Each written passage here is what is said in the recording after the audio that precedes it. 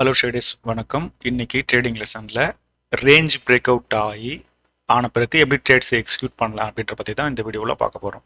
So ஒரு சிம்பிளான strategy தான் இதுவும். இதுவும் வந்து ஒரு ஸ்கால்பிங்கில் இதையும் நீங்கள் வந்து ஸ்கால்பிங்கில் இதையும் நீங்கள் ஸ்கால்பிங் மாதிரி ட்ரேட் பண்ண முடியும். ஸோ இது ரொம்ப ஒரு சிம்பிளான ரொம்ப எஃபெக்டிவான ஸ்ட்ராட்டஜி. ஸோ இதை எப்படி எக்ஸிக்யூட் பண்ணுறது அப்படின்றத பற்றி பார்ப்போம்.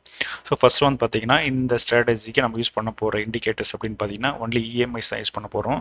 ஒரு சாதாரண ஒரு ரேஞ்ச் பவுண்டு ஸ்டாக்ஸ், நீங்கள் ஸ்டாக்ஸோ அல்லது இண்டெக்ஸோ வந்து பார்த்தீங்கன்னா ஒரு ரேஞ்ச் பவுண்டில் இருக்கக்கூடிய அதாவது ரொம்ப ஒரு கன்சால்டேஷன் மார்க்கெட் வந்து எப்பவுமே வந்து பார்த்தீங்கன்னா ஒரு ஒரு ட்ரெண்டு, அதுக்கப்புறம் ஒரு கன்சால்டேஷன், அதுக்கப்புறம் பிரேக் அவுட், இப்படி தான் மார்க்கெட் வந்து மூவ் ஆகிட்டு இருக்கும். ஸோ ஒரு ட்ரெண்டுக்கு அப்புறம் ஒரு கன்சால்டேஷன், ஸோ அந்த கன்சால்டேஷனுக்கு அப்புறம் இருக்கக்கூடிய பிரேக் அவுட்ஸ் தான் நம்ம ட்ரேட் பண்ண போகிறோம்.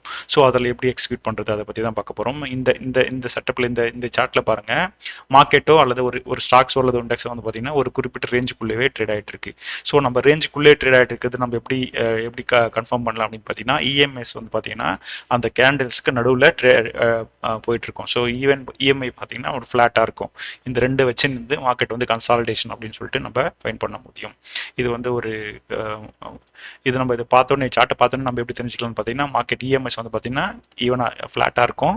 ப்ளஸ் மார்க்கெட் வந்து பார்த்தீங்கன்னா பெரிய மூவ்மெண்ட் இல்லாமல் ஒரு ரேஞ்சுக்குள்ளே இருக்கும். இது எப்போ வரும்னு பார்த்தீங்கன்னா ஒரு ட்ரெண்டுக்கு அப்புறம் ஒரு சின்ன ஒரு கன்சால்டேஷன், அதுக்கப்புறம் திரும்ப பிரேக் அவுட் நடக்கும். ஸோ நம்ம இந்த இந்த இந்த ஸ்ட்ராட்டஜியில் பிரேக் அவுட் ஸ்ட்ராட்டஜியில் நம்ம எப்படி ட்ரேட்ஸ் எக்ஸிக்யூட் பண்ணுறதுன்னு பார்க்கலாம். ஸோ பார்த்தீங்கன்னா இந்த ரேஞ்செலாம் எப்போ வந்து பிரேக் அவுட் ஆகுதோ, பிரேக் அவுட் ஆன உடனே திரும்ப ரிட்ரேஸ்மெண்ட் கொடுக்குற இடத்து ரிட்ரேஸ்மெண்ட் கொடுத்த உடனே நம்ம வந்து ட்ரேட்ஸை எக்ஸிக்யூட் பண்ணுறோம். சிம்பிளான ஸ்ட்ராட்டஜி தான். எப்போல்லாம் வந்து ஒரு மார்க்கெட் வந்து அந்த அந்த கன்சால்டேஷனை பிரேக் பண்ணிவிட்டு திரும்ப ரீடெஸ்ட் கொடுத்த உடனே அடுத்த ஒரு கேண்டில் வந்து க்ரீனாக முடிஞ்சிச்சுன்னா நீங்கள் அதுக்கடுத்து அதை வச்சு நீங்கள் நெக்ஸ்ட் அதை வந்து அதனுடைய டைரெக்ஷன்லேயே நீங்கள் வந்து ட்ரேட்ஸை எக்ஸிக்யூட் பண்ண முடியும். ஸோ இதுக்கு என்னென்னலாம் யூஸ் பண்ணலாம் அப்படின்னு பார்த்தீங்கன்னா இஎம்ஐஸ் தான் சிம்பிளாக யூஸ் பண்ணுறோம். கன்சால்டேஷன் ஒரு இதுக்கு முக்கியமான என்னன்னு பார்த்தீங்கன்னா இது வந்து பார்த்தீங்கன்னா நீங்கள் இது எல்லாமே லாங் போகிறதுனால நீங்கள் வந்து சப்போர்ட் ரெசிஸ்டன்ஸில் அந்த ரெசிஸ்டன்ஸுக்கு மேலே இருக்கணும். இப்போ நீங்கள் ட்ரேட் பண்ணக்கூடிய ஸ்டாக்ஸ் வந்து பார்த்தீங்கன்னா நீங்கள் சப்போர்ட் லைன் ட்ரா பண்ணும்போது நம்ம லாங் எடுக்கிறோம்னா மார்க்கெட் வந்து கண்டிப்பாக வந்து சப்போர்ட் லெவலுக்கு மேலே தான் இருக்கணும். ஸோ அதாவது சப்போர்ட்டுக்கு மேலே தான் இருக்கணும். ஸோ அப்படி இருக்கும்போது மட்டும் தான் இந்த இடத்த வந்து நீங்கள் ட்ரேட் பண்ண முடியும். ஸோ இஎம்ஐஸ் எப்போல்லாம் வந்து இந்த இஎம்ஐஸை பார்த்தோன்னே நம்ம தெரிஞ்சுக்கலாம் இது கன்சல்டேஷன் இருக்குன்னு. எப்படின்னா ஃப்ளாட்டாக இருக்குது. ஸோ அடுத்து பிரேக் அவுட் ஆகுது. பிரேக் அவுட் ஆனோடனே ரிட்ரேஸ்மெண்ட் கொடுத்து நம்ம இப்போ உதாரணத்துக்கு நீங்கள் 1 மினிட் கேண்டில் ட்ரேட் பண்ணுறீங்கன்னா 1 அல்லது 2 கேண்டில்ஸ் வந்து பார்த்தீங்கன்னா க்ரீனாக முடிஞ்சிருக்கணும். அப்போ தான் நமக்கு கன்ஃபர்மேஷன். ஸோ இந்த இடத்த பிரேக் அவுட் ஆகிடுச்சுன்னு பிரேக் அவுட் ஆனோடனே நீங்கள் ட்ரேட் எடுத்தீங்கன்னா ரிட்ரேஸ்மெண்ட் கொடுத்து திரும்ப இந்த இடத்துல ரீச் ஆகும். ஸோ திரும்ப அது ஃபேக் அவுட்டாகவும் இருக்கிறதுக்கு வாய்ப்புகள் இருக்குது. நீங்கள் இனிஷியல் ஸ்டேஜில் எடுத்தீங்கன்னா அது ஃபேக் அவுட் இருந்துச்சுன்னா உங்கள் ஸ்டாப் லாஸ் ஹிட் ஆகிடும். ஸோ அதனால நம்ம வந்து இனிஷியல் ஸ்டேஜஸ் எடுக்காமல் ரிட்ரேஸ்மெண்ட் வருதான்னு பார்க்குறோம். ரிட்ரேஸ்மெண்ட் வந்துச்சு, ஒரு கேண்டில் அல்லது 2 கேண்டில் வந்து க்ரீனாக க்ளோஸ் ஆகிற வரையும். உதாரணத்துக்கு சொல்லணும்னா நீங்கள் 1 மினிட் சார்ட்டில் ட்ரேட் பண்ணிட்டீங்கன்னா 1 அல்லது 2 கேண்டில் வந்து க்ரீனாக முடிகிற வரையும் வெயிட் பண்ணுறோம். முடிஞ்ச உடனே ஸோ நம்ம கன்ஃபார்ம் பண்ணிட்டோம், ரிட்ரேஸ்மெண்ட் கொடுத்துச்சு, பிரேக் அவுட் ஆகிடுச்சு, திரும்ப ரீட்ரேஸ்மெண்ட் கொடுத்து 2 கேண்டில் வந்து க்ரீனாக க்ளோஸ் ஆயிருக்கு. ஸோ இந்த இடத்துல நம்ம என்ட்ரி எடுக்கிறோம். என்ட்ரி எடுத்து அடுத்து எப்போல்லாம் வந்து திரும்ப அந்த 9 EMA திரும்ப டச் பண்ணுதோ அல்லது 1:2 அல்லது 1:1.5 அந்த ரேஞ்சஸில் நீங்கள் டார்கெட் வச்சு நீங்கள் ட்ரேட்ஸை எக்ஸிக்யூட் பண்ணலாம். நீங்கள் ரொம்ப லாங் டேர்முக்கு ஹோல்ட் பண்ணணும்னா ஒரு பாதி பொசிஷனை ஒரு 1.5 வரும்போது நீங்கள் பாதி பொசிஷனை க்ளோஸ் பண்ணிட்டு நீங்கள் இன்னும் கொஞ்சம் நேரம் பொசிஷனை ஹோல்ட் பண்ணலாம். அல்லது நீங்கள் 1.5 போதும் அப்படின்னா நீங்கள் அந்த பொசிஷனை க்ளோஸ் பண்ணிக்க முடியும். ஸோ இது வந்து சிம்பிளான ஸ்ட்ராட்டஜி தான். பிரேக் அவுட் ஆகுது, ரிட்ரேஸ்மெண்ட்டு, திரும்ப மேலே போகும்போது நம்ம 1.5 இந்த ரேஷியல் வச்சுக்கிறோம். நம்ம ஸ்டாப் லாஸ் வந்து பார்த்தீங்கன்னா இந்த ரேஞ்சஸில் வைக்கிறோம். அதாவது அந்த இஎம்எஸ்க்கு கீழே நம்ம இஎம்ஐஸ்க்கு கீழே இந்த சார்ட்டில் பார்த்தீங்கன்னா தெரியும். ஸோ ரீட்ரேஸ்மெண்ட் இங்கே நம்ம இந்த இடத்துல பிளேஸ்மெண்ட் இங்கே ட்ரேட் எடுக்கிறதுனால அதுக்கு ஒரு ரிஸ்க் வைக்கிறோம். அதாவது நம்ம எத்தனை பாயிண்ட்ஸ் வைக்கிறீங்களோ அதுக்கு நீங்கள் ரிவார்டு எவ்வளோ வைக்கிறீங்களோ அதுக்கு ஏற்ற மாதிரி இங்கே 1.5 வச்சிங்கன்னா இங்கே 1% வரையும் நீங்கள் ரிஸ்க் வச்சு இந்த ட்ரேட்ஸை எக்ஸிக்யூட் பண்ண முடியும்.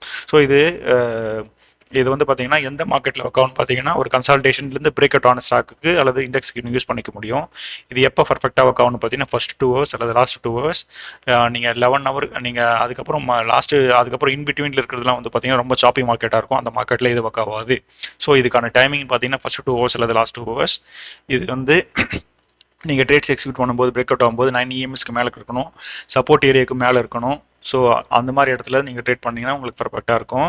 இப்போ பார்த்தீங்கன்னா ரிஸ்க் ரிவார்டு வந்து 1 to 1.5 வைக்கணும். ஸ்டாப் லாஸ் வந்து அந்த அந்த ரேஞ்ச் பிரேக்குக்கு அந்த கன்சால்டேஷனுக்கு கீழே நீங்கள் ஸ்டாப் லாஸ் வைக்க முடியும். ஓகேங்களா? இது வந்து ரொம்ப பர்ஃபெக்டாக ஒர்க் ஆகும். இதுக்கான டைமிங் சொல்லியிருந்தோம் நம்ம ஃபர்ஸ்ட் 2 ஹவர்ஸ் அல்லது லாஸ்ட் 2 ஹவர்ஸ்.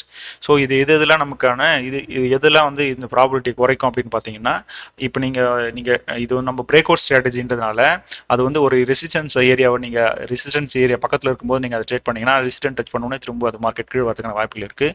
ஸோ அதனால சப்போர்ட்டுக்கு மேலே தான் நீங்கள் ட்ரேட் பண்ணணும், ரெசிஸ்டன்ட் ட்ரேட் பண்ண முடியாது. சப்போர்ட் அண்ட் ரெசிஸ்டன்ட் எப்படி ஒர்க் ஆகும் அப்படின்னு சொல்லிட்டு நம்ம அதர் வீடியோஸில் சொல்லியிருக்கோம். அந்த வீடியோஸில் பாருங்கள், உங்களுக்கு ஒரு கிளியரான ஐடியா கிடைக்கும்.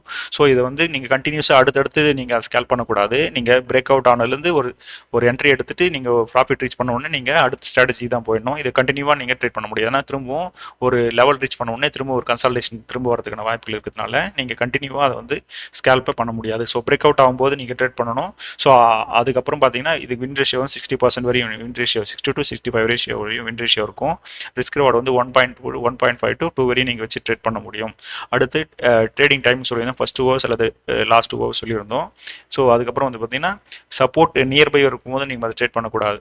ரெசிடென்ட் நியர்பை இருக்கும்போது நீங்கள் வந்து ட்ரேட் பண்ணக்கூடாது. இது நீங்கள் வந்து ஸ்டாக்ஸ் இண்டெக்ஸ் எல்லாத்துலேயுமே ட்ரேட் பண்ணிக்க முடியும். ஸோ அடுத்து வந்து பார்த்தீங்கன்னா நீங்கள் பிரேக் அவுட் ஆகும்போது அதனுடைய வால்யூமும் பார்க்கணும். ஸோ ப்ரீவியஸ் வால்யூம் விட இது வந்து ஹையராக இருந்துச்சுன்னா உங்களுக்கான ப்ராபபிலிட்டியும் அதிகமாக இருக்கும். ஸோ அந்த இப்போ நம்ம சொல்லக்கூடிய விஷயங்கள்லாம் நீங்கள் ட்ரேடிங் யூஸ் பண்ணீங்கன்னா உங்களோட ட்ரேடிங் வந்து கண்டிப்பாக இம்ப்ரூவ் ஆகும். ஸோ வால்யூமும் ஒரு நல்ல ஒரு இண்டிகேட்டர்ஸ் தான். இப்போ இந்த பிரேக் அவுட் ஆகும்போது வால்யூமும் ஹையராக இருந்துச்சுன்னா வின் ரேஷியோவும் அதிகமாக இருக்கிறதுக்கு வாய்ப்புகள் இருக்குது. நம்ம ப்ரீவியஸ் வீடியோவில் சப்போர்ட் அண்ட் ரெசிஸ்டன்ஸ் எப்படி ஒர்க் ஆகுது அப்படின்னு பற்றி சொல்லியிருப்போம். ஸோ அந்த வீடியோவில் பாருங்கள், உங்களுக்கு ஒரு கிளியரான ஐடியா இருக்கும். நன்றி, வணக்கம். அடுத்த வீடியோவில் பார்க்கலாம்.